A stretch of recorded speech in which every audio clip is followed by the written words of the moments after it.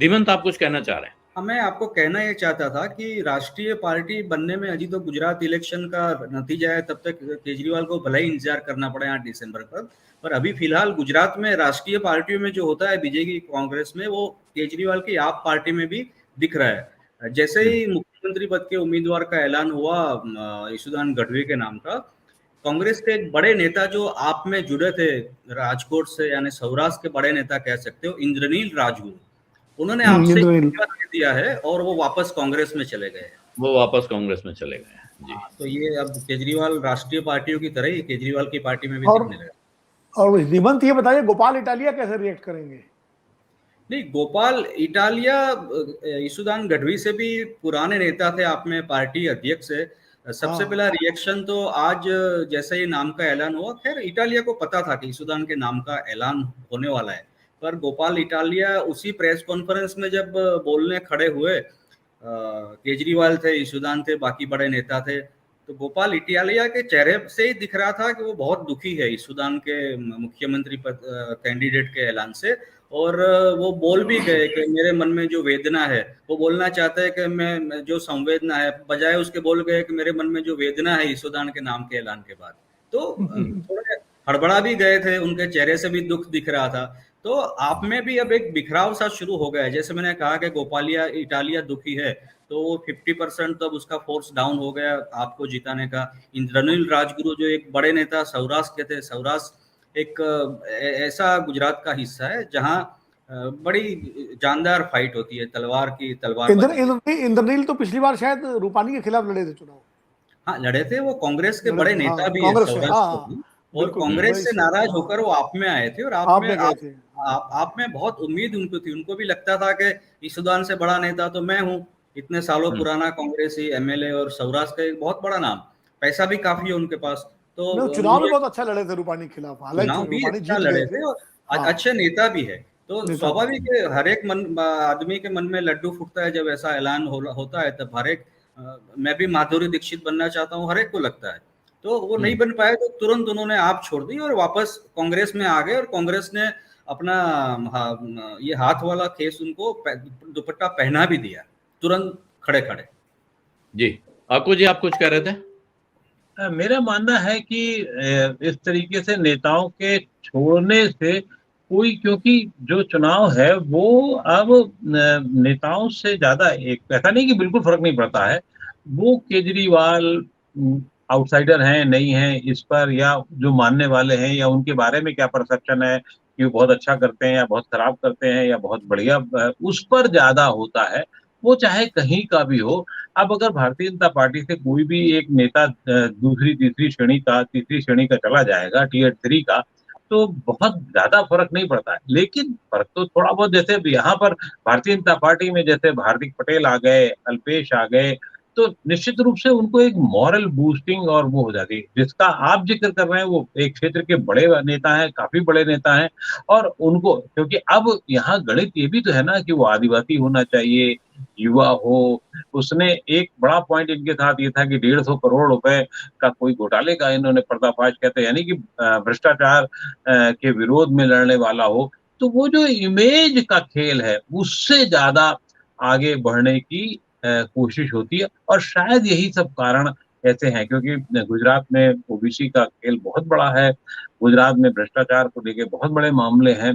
तो इसलिए वो नेताओं को मतलब जब तौला गया होगा, जब वेइंग मशीन पे आया होगा मामला, तो जितने कागज इनके ज्यादा रहे होंगे वो भी है, और बाकी गणित भी हम सब जानते हैं कैसी कैसी गणित होती है, इसके पीछे कितने लोग हो सकते हैं, क्या है, वो एक कारण होगा। और हर जगह ऐसा ही होता है। उत्तर प्रदेश में आप देख लीजिए ना, योगी आए थे तो मनोज सिन्हा तो बनने के लिए तैयार बैठ गए थे हवाई जहाज पे, उनका क्या हुआ था? वो बात दूसरी कि उनको बीजेपी में थे तो दूसरी जगह दे दी गई थी। तो एक नहीं थे, केशव मौर्य, ये वो, तो बहुत सारे नेता होते हैं। लेकिन ये भारतीय जनता पार्टी और आम आदमी पार्टी या कांग्रेस में अलग अलग, आपसे कितने लोग दूर हुए हैं, पूरी सेकंड लेयर गायब हो गई है पूरी। लेकिन ये भी है कि तब भी वो चीजें बढ़ी तो रही है ना अपने हिसाब से। जी, अगर मुझे गलत हो तो जरूर बताएंगे धीमन जी। नहीं, धीमन कुछ बता रहे हैं। नहीं, आपको जी, जैसे कि आपने बताया कि आप में से कोई आए जाए फर्क नहीं पड़ता, मैं इसीलिए नहीं मानता हूँ। आप दिल्ली और आप गुजरात अलग है, और बीजेपी तो पूरी तरह all together different ball game है, आपको भी पता है। बीजेपी में कोई बड़ा सा बड़ा नेता, मान लीजिए आज अमित शाह भी चला जाए तो अमित शाह भी चले जाए तो कोई फर्क इसलिए नहीं पड़ता कि बीजेपी मीन्स मोदी है, जैसे ठंडा मतलब कोका कोला।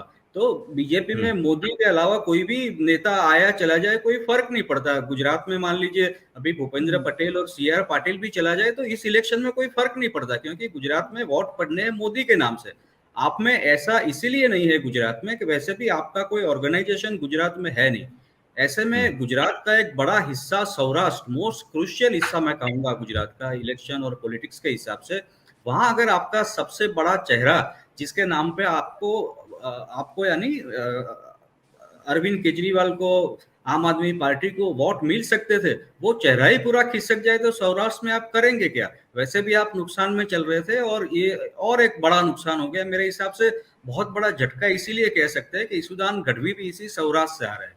तो ईसुदान गढ़वी को जितना फायदा इंद्रनील राजगुरु से मिलने वाला था वो पूरी तरह माइनस हो गया। एक बहुत बड़ा नुकसान ईसुदान गढ़वी के लिए और आपके लिए, केजरीवाल के लिए भी है।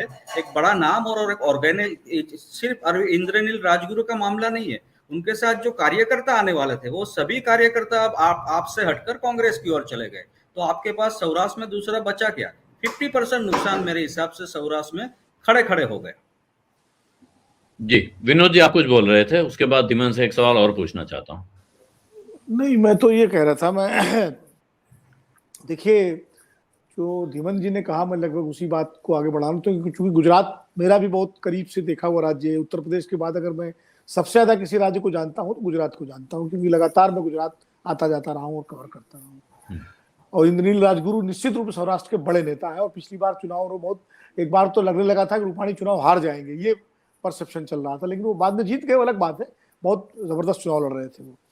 देखिए, जहां तक बीजेपी जैसी पार्टी की बात है, तो बीजेपी ऐसी पार्टी है कि मैं थोड़ी बड़ी बात कहने जा रहा हूं कि बीजेपी ऐसी पार्टी है कि वहां इंडिविजुअल से ज्यादा संगठन का महत्व है, क्योंकि उसके पीछे राष्ट्रीय स्वयंसेवक संघ नाम की जो संस्था है ना, मोदी को भी, अगर मोदी बीजेपी से बाहर चले गए होते 2013 में तो प्रधानमंत्री नहीं बन पाते, चाहे कितनी लोकप्रियता होती।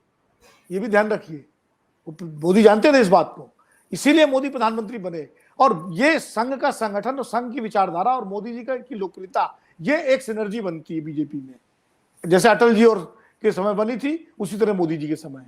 और बाकी कोई महत्वपूर्ण नहीं है बीजेपी जैसी पार्टी में, चाहे जो जितने बड़े आप नाम ले लीजिए। आम आदमी पार्टी की स्थिति दिल्ली में वही है जो बीजेपी की देश में है, ये बात सही है। लेकिन आप देखिए, पंजाब में आखिर भगवंत मान को उतारना पड़ा ना मैदान में अरविंद केजरीवाल को आखिरी समय में। बिल्कुल, जब ये हुआ कि अगर नहीं उतारेंगे तो 2017 रिपीट हो जाएगा, और तब उनको उतारना पड़ा। तो इसलिए ऐसा नहीं कि स्थानीय नेता का महत्व नहीं होता, स्थानीय नेता का महत्व होता है। और खासकर ऐसे राज्य में जो बड़ा राज्य है और जहां तमाम सारे सामाजिक समीकरणों के मामले में आप बिल्कुल नए हैं, आपका वहां कोई संगठन नहीं है, कोई आंदोलन आपका वहां नहीं है, कोई आपकी वहां ग्रास रूट लेवल पे वो नहीं है, तो ऐसे नेताओं को ही जोड़ करके पार्टी बनती है। वो इंद्रनील राजभर आ जाए, गोपाल इटालिया आ जाए, या ये आ गए आपके गढ़वी आ गए, इस तरह जो तमाम छत्रप किस्म के नेता होते हैं, इनको जोड़ के ही पार्टी बनती है। तो इसलिए जो धीमंत कह रहे हैं बिल्कुल सही है, इंद्रनील राजगुरु के जाने का नुकसान बीजेपी, इसको आम आदमी पार्टी को सौराष्ट्र में उठाना पड़ेगा, और गोपाल इटालिया के डाउन होने का भी नुकसान उठाना पड़ेगा। जो पाटीदार वोट थोड़ा बहुत कुछ इंद्रनील राजगुरु और ये खींच सकते थे सौराष्ट्र से, वो अब बीजेपी के साथ सीमेंटेड हो जाएगा। जहां तक ओबीसी की बात है, तो ओबीसी का मुद्दा, गढ़वी की पहचान ओबीसी नेता के रूप में नहीं है। गढ़वी की पहचान एक पत्रकार के रूप में, एक टीवी एंकर के रूप में, उस तरह के एक्टिविस्ट की पहचान है। ओबीसी की पहचान तो अल्पेश ठाकुर की थी, जिसने ओबीसी का पूरा मुद्दा उठाया था। याद करिए उस दौर जब ओबीसी आरक्षण को लेकर के, पटेल आरक्षण को लेकर हार्दिक पटेल, और ओबीसी को लेकर के अल्पेश ठाकुर थे। और अल्पेश ठाकुर ने भी जब कांग्रेस छोड़ी और बीजेपी के टिकट से चुनाव लड़े तो अपना चुनाव हार गए। अब ये भी देखिए, ऐसा नहीं है कि चीजें चुनाव में बहुत तरीके से होती हैं। और इतना जरूर है कि गढ़वी के कैंडिडेट बनाए जाने से अल्पेश ठाकुर जैसे जो पिछड़ी जाति ओबीसी नेता है बीजेपी में, उनका महत्व बढ़ जाएगा, क्योंकि बीजेपी उनको थोड़ा महत्व देगी। और इसलिए वो उनको, अब जैसे एक सवाल बार बार होता है कि भाई 2017 में इतना बड़ा पाटीदार आंदोलन था, फिर भी जो पटेल बहुल सीटें थी वहां भी बीजेपी जीती शहरों में। क्यों जीती? क्यों? इसलिए कि हार्दिक पटेल को सुना तो लोगों ने, लेकिन भरोसा नहीं किया। भरोसा उनको पुरुषोत्तम रूपाला, गोवर्धन झड़फिया, नितिन पटेल, इन्हीं सब पर था, दिलीप संघानी, जो मतलब भाजपा में अलग अलग पटेल नेता थे। तो अल्टीमेटली वो उन्हीं के साथ गए। यही ओबीसी का भी है। ओबीसी में बीजेपी के पास और भी कई नेता हैं। तो मैं कह रहा हूं कि चुनाव जो है उसमें बहुत सारे पेच अभी आने हैं, और अभी हम लोग कांग्रेस को क्यों इग्नोर कर रहे हैं? 12 तारीख को हिमाचल खत्म, हिमाचल का चुनाव पूरा हो जाएगा। उसके बाद प्रियंका गांधी तो कैंप करने वाली है वहां पर गुजरात में, सारा प्रोग्राम तय हो चुका उनका। और कांग्रेस ने जो भी है, कांग्रेस का अपना जो आधार है, और सौराष्ट्र में अब कांग्रेस को फायदा होगा इंद्रनील राजगुरु के जाने का, बड़ा फायदा होगा। तो ये सब चीजें अभी चुनाव तक कई समीकरण बनेंगे, बिगड़ेंगे, और उसके बाद क्या नतीजे आएंगे तब हम आगे की बात करेंगे। लेकिन असली सवाल जो है दिल्ली का क्या होगा, जिस पर आपने मुझे बुलाया था आलोक जी, कि दिल्ली में देखिए, दिल्ली में जो आम आदमी पार्टी है, एमसीडी की का चुनाव उसकी नाक का सवाल है। वो ऐसा नहीं है कि एमसीडी के चुनाव चाहती कि हार जाए बीजेपी की बनी रहे। बीजेपी अगर एमसीडी का चुनाव आम आदमी पार्टी नहीं जीत पाई और बीजेपी फिर रिपीट कर गई, तो आप समझिए कि फिर भारतीय जनता पार्टी का पूरा प्रचार तंत्र आम आदमी पार्टी के ऊपर लग जाएगा कि साहब ये दिल्ली की जनता ने इनको खारिज कर दिया, दिल्ली की जनता ने इनको खारिज कर दिया। और उसके बाद ये रिटोरिक जो है और ये नैरेटिव जो है, ये चलेगा पूरा लोकसभा चुनाव और दिल्ली के विधानसभा चुनाव तक, क्योंकि लोकसभा चुनाव फिर होगा। और लोकसभा चुनाव में आप देखिए दिल्ली का जो जनता का जो रुझान रहता है कि 2020 में 15 में आम आदमी पार्टी को 67 सीटें मिलती है, कांग्रेस 0 पर रहती है। लेकिन 2019 के लोकसभा चुनाव में कांग्रेस नंबर 2 रहती है हर सीट पे, आम आदमी पार्टी तीसरे नंबर पे आ जाती है। बीजेपी तो जीतती तो स्वीप करती है 14 में भी और 19 में भी, लेकिन कांग्रेस भी नंबर 2 पे आ जाती है। और फिर 2020 में फिर 0 पे आ जाती है, नीचे आ जाती है। तो लोकसभा चुनाव का वोटिंग पैटर्न ही अलग है। तो आम आदमी पार्टी के लिए एमसीडी जीतना बहुत जरूरी है, ये उसके लिए, अपने कार्डर के लिए भी, अपने उसके लिए। इसलिए ऐसा नहीं कि एमसीडी का चुनाव कोई वो उत्तराखंड की तरह, हिमाचल की तरह वो गिव अप कर दे। वो स्ट्रेटजी जरूर बनाएंगे। हो सकता है मनीष को यहाँ कैंप कराएं, संजय सिंह हैं, और उनके जो दिल्ली के नेता हैं राघव चड्ढा वगैरह, वो उसमें लगे, अरविंद केजरीवाल वहां फोकस करें। तो ये सब रणनीति करेंगे, लेकिन दिल्ली का चुनाव भी उनके लिए एक बड़ा चुनाव है। सत्य हिंदी का ऐप डाउनलोड करें गूगल प्ले स्टोर पर।